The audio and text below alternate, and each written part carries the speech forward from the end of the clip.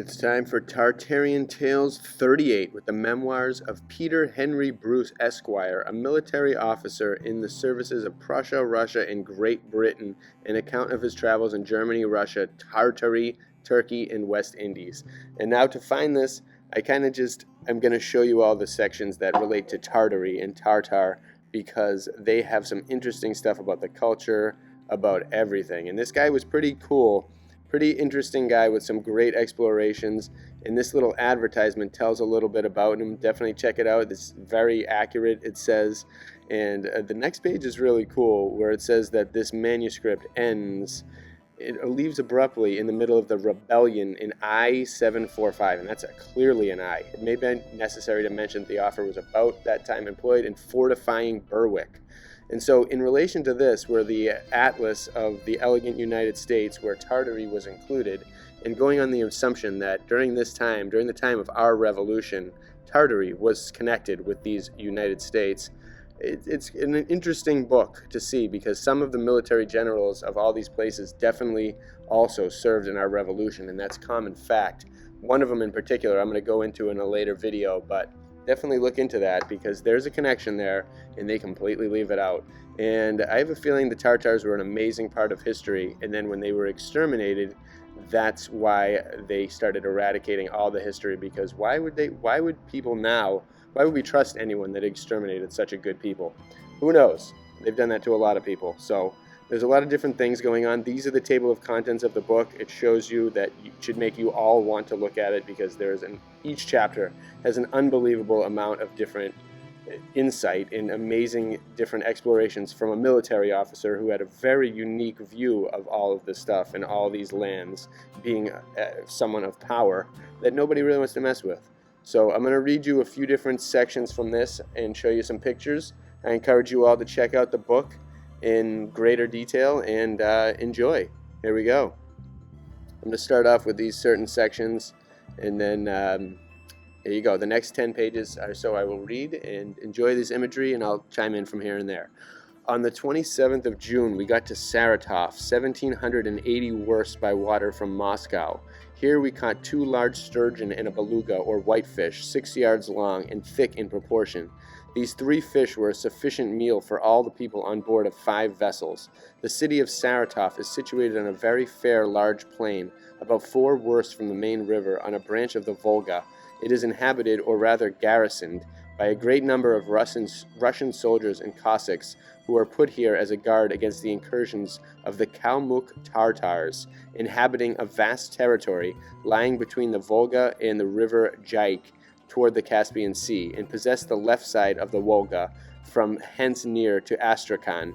In all which immense tract there is not so much as one single house to be seen, as they all live in tents, and remove from one place to another in quest of pasturage, for their large herds of cattle, consisting of horses, camels, cows, and sheep, they neither sow nor reap, nor make hay for their cattle, so that they live without bread, or any sort of vegetable. And in the winter their cattle fare as other wild beasts. Their food is flesh, especially that of horses, fish, wild fowl, and venison, and have great plenty of milk, butter, and cheese, but mare's milk is the most esteemed among them, and from it they make a very strong spirit, of which they are very fond. It is clear as water, but I could never learn how it is made. Probably delicious too. The Kalmuks are divided into an infinite number of hordes or clans, every one under their own particular Chan, and all of those acknowledge the authority of one principal Chan, who is called Ochikurti Chan, or the King of Kings, and who derives his pedigree from the great Tamerlane. He is a very potent prince and lives in great splendor, is formidable to all the neighboring Tartars and to the Russians themselves, who are obliged to keep considerable garrisons on the right side of the river, all the way from Saratov to Astrakhan, to prevent their excursions, as the Kalmuks are in possession of the opposite shore and are also under the necessity of furnishing the Nagayan Tartars about Astrakhan, which arms to defend themselves in the summer against the incursions of the Kalmuks, who formerly used to come every summer to ravage the country of the Nagayans about Astrakhan. But since they have been made sensible of the effects of the small arms and cannon now put in their hands by the Russians, they content themselves with coming once a year to the great plains of Astrakhan for the conveniency of food for their cattle at a season when their more northern possessions are quite destitute of it. This is commonly done with not less than 100,000 men, and they rarely return without having received their accustomed present of bread, brandy, and tobacco from the governor of Astrakhan. There is no doubt but the Russians are powerful enough to curb the insolence of these vagabonds, were it not for the consideration of a benefit arising from the traffic for their furs and horses, which they bring every year in great abundance to Astrakhan, and also for the service they are of to the Russians in their wars with the Turks and Crim Tartars, being accounted the most alert at pitching and removing their tents of any people in the world, which they are accustomed to by their constant incursions to some or other of their neighboring countries. It is principally from this view that the Russians looked upon it as a piece of policy, rather to allay their fierceness by some presents, which, however, by continuance of time, they now demand as an obligation, than to engage in a war against a multitude of vagabonds who have so little to lose, having neither house nor fixed residence in all their dominions, but live the year round in tents covered with felts, in which, however, both for neatness and conveniency, they far exceed all the neighboring nations, even those who live in fixed habitations. The Kalmuks, as well as the other nations of Great Tartary, are pagans. As to their persons, they are of a low stature and generally bow-legged, occasioned by their being continuously on horseback, or sitting with their legs below them. Their faces are broad and flat, with a flat nose and little black eyes. Distant from each other like the Chinese, they are of an olive color, and their faces full of wrinkles, with very little or no beard. They shave their heads, leaving only a tuft of hair on the crown. The better sort of them wear coats of stuff or silk, above which they wear a large, wide fur coat of sheepskins and a cap of the same.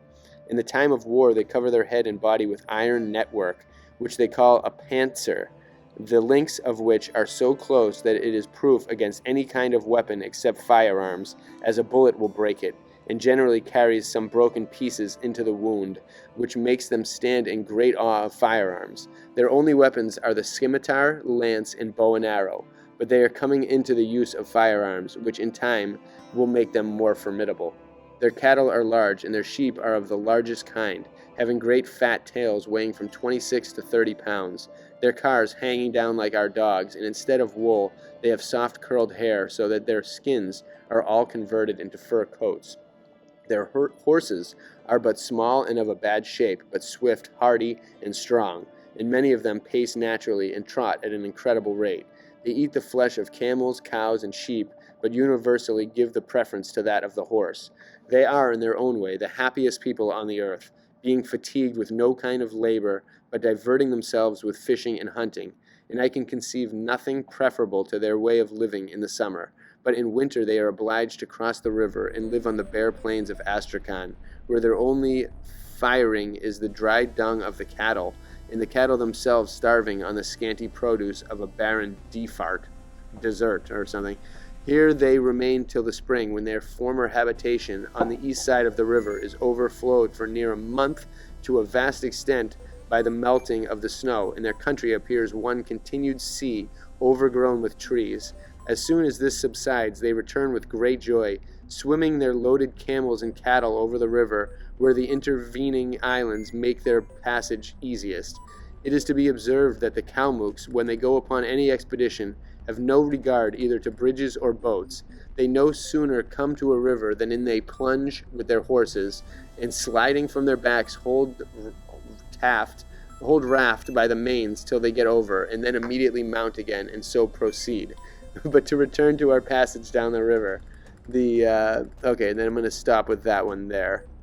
But very interesting about them, and that's kind of telling about the glimpse of a particular realm of Tartars around Astrakhan that are just nomads, purely living in the fields, tent to tent, doing all kinds of different things. But as you'll see in all these videos and everywhere, there are so many different kinds of Tartars, so many different kinds of native tribes. It's so many different kinds of different people descending from Mohammedan groups and different civilizations. So there's really no uniform thing. Every time you see Tartars, it's almost a different type of of range of person. The spectrum is massive. And could it go from these nomads all the way up to ethereal builders of cathedrals? Who knows?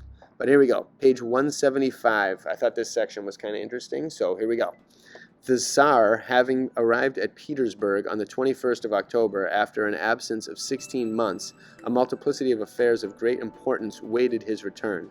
Great charges were exhibited against those who had been entrusted with the reins of government in his absence. In order to examine into the accusation against the parties concerned, he attended the Senate every morning at 4 o'clock, but finding it would require much time to judge those who were accused, he erected an extraordinary court of justice to inquire into these matters.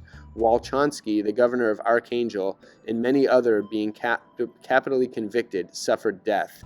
Many more were knouted and sent into banishment. Let's hope that happens in America. Here we go. Various attempts had been made by the Tsar's orders and directions with ships from Archangel to discover a north passage to the East Indies, but that was found impracticable by reason of the many large shoals of ice, like islands, floating upon those seas. Before the Tsar set out for Germany, he sent a gentleman who understood the mathematics as his envoy, with pretense to several of the northern Tartar princes, to discover if there was a continuation of the sea to China by the north of Tartary. This gentleman, being returned, reported that he met a very friendly reception and great civility from many of the Tartarian princes, who escorted him for his safety from one to another, till he came within the 70th degree of north latitude, to a province called Ayakuti on the river Lena, which empties itself into the frozen sea at 80 degrees, near an island called Tazata. The prince of that country would neither accept his presence nor suffer him to proceed down the river, but threatened, if he did not return from whence he came, he would give orders to cut him and his men to pieces. This put an end to his farther progress and discoveries, and he was obliged to return, kind of like the military blocks us from going north. He made a very accurate map of the several Tartar kingdoms through which he passed, with a particular description of the countries and the inhabitants, much more than was before known of those wild parts, which map, etc., he presented to the Tsar. He reported that they were all vagabond Tartars, living in tents, and shifting their residence from place to place for pasturage, as all their riches consisted in herds of cattle. But he observed a fort of houses or huts on the sides of rivers, and some corn, and in these situations their chams generally resided. But while the northern Tartars remain so savage, it will be impossible to make a full discovery of those parts. About this time his Majesty received a very disagreeable account of the issue of an attempt that was made on the east side of the Caspian Sea towards Uzbek Tartary. The Tsar, having been informed that great quantities of gold, sand, came down the river Daria, he sent Prince Alexander Bekowitz at the head of 3,000 men to land at the mouth of that river and build a fort there, and then to proceed farther up the country to discover the mines from which this gold sand came. The prince accordingly built a fort without the smallest opposition, although the Uzbek Tartars were upon the very spot, but instead of hindering, they gave him every assistance in their power, providing the troops with all kinds of provisions, and maintained a most friendly intercourse with each other. The fort being finished, the prince wanted to proceed up the river to discover the mines, which the Tartars observing told him, if he proposed to follow the course of the river, he would find it unsurmountable by its many turnings and windings, and if he wanted only to come to the mines, there was a much nearer way by land, which they could march in 3 days, and that they were ready to conduct them. The prince, trusting to their seeming friendship and having no reason to fear their inconsiderable number, left a captain with 200 men to garrison the fort and secure the ships, set out through a desert with his Tartarian guides, and having marched 7 days instead of 3, they were in the utmost distress for water, and at length, after abundance of fatigue, they arrived at the mines, but found there, before them, the Cham of Uzbek, with 50,000 of his Tartars, who now, with every appearance of friendship, offered Prince Bekowitz all the assistance in his power, assuring him, since he understood that the prince was to erect a fort there, he would give orders to his people to provide materials for the building, and offered to canton the army in the kibbutz, or tents, with his own men, as they had suffered so much on their march through the desert for want of water, and might now be distressed for provisions, with which he also offered to supply them till they could be other ways provided. the Cham all the while entertaining the prince and all his officers with so much seeming friendly familiarity that they thought themselves extremely happy. When the Tartars proposed cantoning the men among the Tartars, all his officers to a man protested against it, alleging the Tartars ought not to be trusted, for so long as they kept themselves together in a body, they had nothing to fear from the Tartars, notwithstanding their numbers, but as soon as they separated themselves, they would run the risk of being every one massacred. The Tartar Cham, observing that they were not inclined to trust him, said to the prince and his officers that they had no reason to mistrust his kindness, as it entirely proceeded from his regard to the Tsar, their master, whom he knew to be engaged in great wars in Europe, which could not be carried on without gold, and for that reason he freely gave them liberty to take as much of it as they pleased. For his own part, he neither valued gold nor silver, as it was of no use in their country, for they lived without that, or even bread, consequently had no use for either, their whole riches consisting in herds of cattle, which, with their tents, they could remove at pleasure, and consequently could not fear having either castles, towns, or villages rifled or taken from them, for they lived here one day and elsewhere the next. As to his offer to quarter their men amongst his people, it was made with a kind intention, and to provide for them till the arrival of their own stores from their ships, which could not be long, as he had sent a party of his men with camels to hasten them forward. The general, at length, by these insinuations against his advice of all his officers, was prevailed upon to quarter his army amongst the Tartars. While this was doing, the Cham was entertaining the prince and his principal officers in his own tent, till late in the night, when in the height of their merriment, a Tartar entered and told the Cham his orders were executed, on which the Cham put on a stern countenance, ordered all the officers to be disarmed, and bound, which was instantly done. He then told the prince that all his troops were massacred, and that since he had presumed to enter into his territories and taken possession without his leave, he and his officers were to be put to death. The officers were that instant dispatched before his face, and Prince Bekowitz was ordered to kneel down on a piece of red cloth, spread on the ground for that purpose, to meet his fate. But the prince began to upbraid the Cham with his treachery, and assured him that the Tsar would resent it in the most ample manner. He was immediately cut on the legs with their scimitars till he fell, and then they inhumanly cut him in pieces. At the same time, the party that had been sent to the fort for provisions surprised and massacred the whole garrison that was left there, and then destroyed the fort and burnt the ships, leaving not the least appearance that anything of that kind had ever been there. This disaster occasioned various conjecture and speculation all over Russia, as not the least accounts had been received either of the men or ships, till at last it was concluded they must have all perished in the Caspian Sea. The whole of this affair was discovered to the Tsar by an officer, a German by birth, who had been taken prisoner at the Battle of Pultowa in the Swedish service, and went on this expedition as a captain, an aide-de-camp to the general, and was an eyewitness to the whole transaction, from first to last. He was preserved in the general massacre by his host, in order to sell him, but as he had not been used to hard work, he was often sold from one master to another, till at last he fell into the hands of an Armenian merchant who had a correspondence with other Armenians at Astrakhan. He discovered himself to this merchant, who, on having security for the money he cost, gave him his liberty, by which means we got this information. Otherwise it might have remained a secret forever. Prince Alexander Bekowitz was the only son of Prince Arkia of Iveria in Mongrelia, who fell in disgrace with the Persian sovereign for refusing to resign his wife to him, mother to this prince, a most beautiful woman.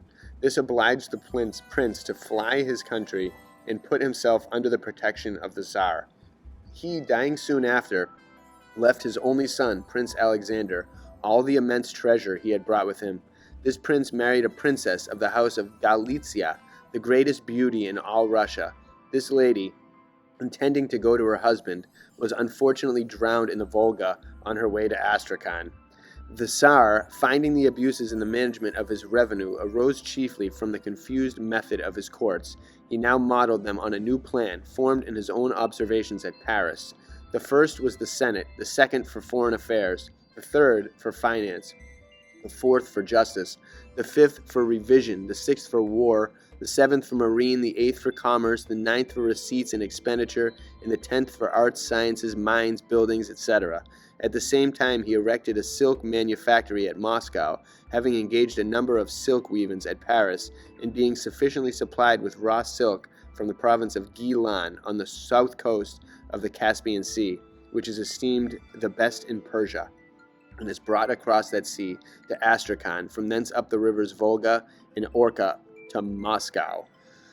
So that again just tells a lot of different things about how, things, if that one guy didn't leave with that information, that entire story would be gone, and no one would know how a prince got massacred by these Tartars, who were savages in that point. And again, they're just everywhere. Every single place, it seems like these Tartars, this may have been, just the name for this general area or something, but it was known, and there were chams, and there was a government, and there was something there. And these people, they go from having princes and royalty to being just nomads and everything in between. And so, how far north did they go? How far everything did they go? Why did they stop them from going to a certain part too far north? And then even that prince was just like, nope, I'm not even going close. That's the same thing they do now. The threat of leaving your boundaries, the threat of leaving the cage. They can't let it happen, because we will see what they have been hiding for so long, and what they've just spent so much time eradicating from history, from books, from culture, from everything. We're going to find it. All right, I got one more section I wanted to read, and I think this is about the Dagestan Tartars. And it's on page 269 is where it starts. And here we go. I'm going to start with the bottom of that page. On the 12th, we reached the city of Tarku. 10 worse, the Shafka met the emperor halfway and conducted him to the city. It stands on the side of a hill, quite open without any walls, and an army encamped on a spacious plain below the town. Being now arrived at the capital of Dagestan Tartary, I shall endeavor to give some description of the province and city from the best information I could obtain. Their territory reaches from the river Bustro, their boundary with Circassia, all along Mount Caucasus, as far as Derbent, and they are neither subject to the Turk nor the Persian, but are in general governed by the Shafkal, who is their supreme head. His office is not hereditary, but elective. The whole country of Dagestan is divided into small districts or lordships, each under the jurisdiction of its proper lord or mirza, who, though hereditary, is nevertheless not absolute, but his authority is controlled by that of some of the chief men among them. All these petty lords acknowledge one whom they call Shafkal as supreme head, to whom they pay their respect, but not passive obedience. These people are generally very mischievous, barbarous, and savage, living for the most part by robbery and plunder. A great part of their livelihood is for the men to steal children, not sparing even those of their own nearest relations, whom they sell to the neighboring Persians, leaving the care of their cattle to their wives in their absence. They are called Dagestans, from the word dag, which signifies in their language a mountain, and are from thence called mountaineers. They pretend to be the descendants of the Amazons, and firmly believe that Thaleftis, the queen of the Amazons, went from hence to Hyrcania on a visit to Alexander the Great, to obtain that favor which ladies, although ever so delirious of, seldom care to beg. The Dagestans are all Mahometans, using circumcision and all the other ceremonies of the Turks. Their habit is a long, close coat, commonly of a dark gray or black, coarse cloth, over which they wear a cloak of the same stuff, and in winter, of sheepskins, they wear a square cap of great many pieces sewed together. Their shoes are for the most part made of horses' hides, sewed together only at the instep. The poorest man among them is provided with a coat of mail, headpiece, and buckler, besides a scimitar, javelin, bow, and arrows. This city of Tarku, being the metropolis of Dagestan, contains above 3,000 houses, and is very full of inhabitants. The houses all 2 stories high, platformed at top, standing close to each other. The women walk upon them in the cool of the evenings, as the men do in the streets. Every house has a garden stored with all kinds of delicious fruits, and all well supplied with fine springs of water. As for their women, they are incomparably beautiful, both in feature and shape, with a fair, clear complexion, accompanied with lovely black eyes and hair. But as the men are very jealous, they are always locked up, so that it is no easy matter to get fight of them. And I believe we should not have seen any of them if it had not happened twice by accident. We had the liberty to go into the city to buy necessities, and were ordered on these occasions to go in strong parties and well armed, for we placed no great confidence in the fidelity of the inhabitants, and being in town one day with several officers well escorted, we saw one of the principal inhabitants going into his house, when we made a bold to throng in with him, much against his inclination, but being informed by our interpreter that we were officers of rank, and that we begged the favor he would indulge our curiosity by showing us the inside of his house, he at last reluctantly consented, and led us into his apartments. The floors were all covered with very fine Persian tapestry, without any other kind of ornament, excepting some fine mattresses and silk quilts, upon which they lie at night. They have neither chairs nor tables, but all sit or lie on the floor. Instead of glass in the windows, they have blinds, very curiously checkered, of plaited reed, through which they can see what passes in the street, without being seen within. The walls and ceilings are all white, without any ornament. After this he led us into a square court, divided in the middle by a high wall, which separated his own apartments from those of the women. Having showed us also his garden, very well stored with all kinds of fruit, he invited us to sit down with him on a sofa under a piazza, and entertained us with coffee, fruits, and sweet meats. When Captain Bruni, one of our company, showed him a very pretty shaving glass he carried in his pocket, and observing he was much pleased with it, the captain made him a present of it, which seemed to ingratiate us with him. After some conversation with our host, we begged the favor of him to let us see his women in their dress, only at a distance, to which, though unwillingly, he at last consented, and went himself to their apartments to order them to get themselves ready, as we apprehended, and returning presently, he sat down again and conversed some time with us. He then went again and brought out 4 of his wives and 8 of his concubines, and placed them all in a row, that we might have a full view of them, in which posture he left them standing, and returning himself to the sofa, he sat down with us. The ladies, however, seemingly displeased to be gazed at such a distance, advanced with one accord, and seated themselves upon the sofa opposite to us. And if that isn't a cliffhanger, I don't understand what could possibly be. But I definitely recommend you all check out the rest of this book, find out what the captain does with these ladies, and find out so much more. And just glimpsing these worlds and these different instances from the view of a military officer is awesome. And to close this one out, I want to show my artwork, School of Tartaria, based on Raphael's School of Athens. But we are all in this new school, and we are trying to figure out, we're trying to piece together what this world was like, what it felt like, why it's so just different than what it is now, what the missing pieces are, who was around, who was there, who was in control, what was the thing, what was going on, what's missing, what's been stolen. There's so much to really discover that we are really all learning it together, and I love the enthusiasm lately. I am so excited that in the last month I've doubled the amount of people that have been watching this, and it's really amazing. I love talking to you all. You all are great. This is a very interesting family of people that are searching for truth and thinking outside the box and thinking about things that enlighten us and make us feel incredible instead of all the depressive concepts and topics that they want us to think about. We refuse to.